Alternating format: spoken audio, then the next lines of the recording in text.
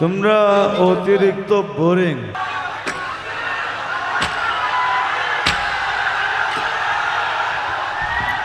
আসক্তির জন্য কাউকে দোষারোপ না করে সবকিছুর জন্য তিনি নিজে দায়ী বলে মন্তব্য করেছেন মাইনুল হাসান নোবেল। সম্প্রতি এক সাক্ষাৎকারে তিনি একথা জানান। কবি নজরুলের কারার ওই লৌহ কপাট, নগর বাউল জেমসের মা এবং আয়ুব বাচ্চুর এই রূপালী গিটার কলকাতার মানুষের মুখে মুখে। কোথায় আছে, কেমন আছে মা? কলকাতায় এই গান গেয়ে আকাশচুম্বী জনপ্রিয়তা এনে দিয়েছেন সঙ্গীত শিল্পী মাইনুল হাসান নোবেল। গত 2018 সালে ওপার বাংলার জনপ্রিয় রিয়েলিটি শো সারেগামাপায় একের পর এক পারফরমেন্স উপহার দিয়ে বেশ আলোচনায় আসেন তিনি। এরপর নোবেলের জনপ্রিয়তার খবর রটে যায় বাংলাদেশে। অল্প সময়েই দেশের মানুষের কাছ থেকে পেতে থাকেন অসম্ভব ভালোবাসা। সেই ভালোবাসা ধরে রাখতে পারেননি নোবেল, মুহূর্তেই হারিয়ে যান অন্ধকার গর্ভে। তাকে নিয়েছিল ব্যাপক সমালোচনা।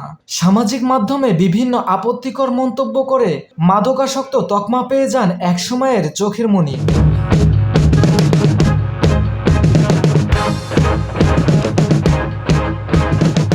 সবার ফ্ল্যাশ লাইট অন থাকবে।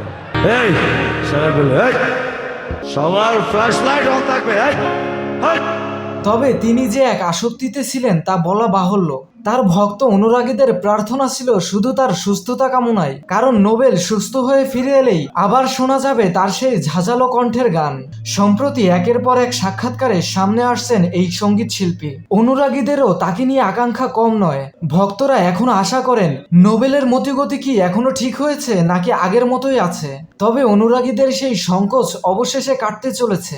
নোবেল ফিরে আসছেন সেই আগের রূপে। এক সাক্ষাৎকারে এটি জানালেন এ শিল্পী। নোবেল অবশেষে তার ভুল ত্রুটিগুলো বুঝতে পেরেছেন, শুধরে নিয়েছেন নিজেকে। নিজের মুখে স্বীকার করছেন আসক্তি নামের একটি বিষয়ের সঙ্গে খারাপ সময় কেটেছে তার। আমি আসলে যেটাকে বলে আর কি মানসিকভাবে মানে একটা আসক্তিতে পড়ে গেছিলাম আর কি। হ্যাঁ, সো এটার থেকে আসলে আমার বের হবার মানে পথ যেটা ছিল, আমি সেই পথটাই অ্যাকচুয়ালি অবলম্বন করছি। এটা আমার ফ্যামিলির ডিসিশন এবং আমার সম্মতি সাপেক্ষেই আমি ছিলাম 3 মাসের। নিজেকে শোধরাতে কাটাতে হয়েছে রিহাবেও।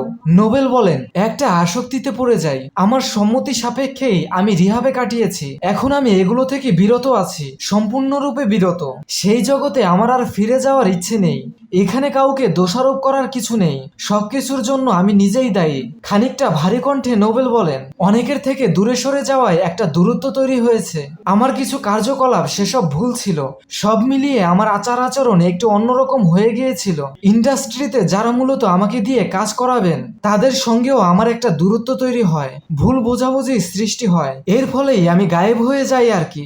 এই সঙ্গীত শিল্পী বলেন, মানুষ আমার কাছে যা প্রত্যাশা করেছিল আমি সে অনুযায়ী চলতে পারিনি। আমার প্রফেশন গান গাওয়া, গান থেকে মানুষ আমাকে চিনেছে। তবে আমার যে ভুল ভ্রান্তিগুলো ছিল, কিছু উদ্ভট কথাবার্তা, এসব থেকে নিজেকে যদি বিরত রাখি তাহলে আমার চলার পথটা আরো সহজ হবে। বর্তমানে নোবেলের হাতে কিছু গান ও সিনেমা রয়েছে যা ওটিটি প্ল্যাটফর্মের জন্য নির্মাণ হবে। এর মধ্যে একটিতে খলনায়ক চরিত্রে অভিনয় করতে দেখা যাবে তাকে। পর্দায় খলনায়ক চরিত্র নিয়েই ফিরতে চান এ গায়ক। বিনোদন ডেস্ক, বাংলাদেশ নিউজ টুডে।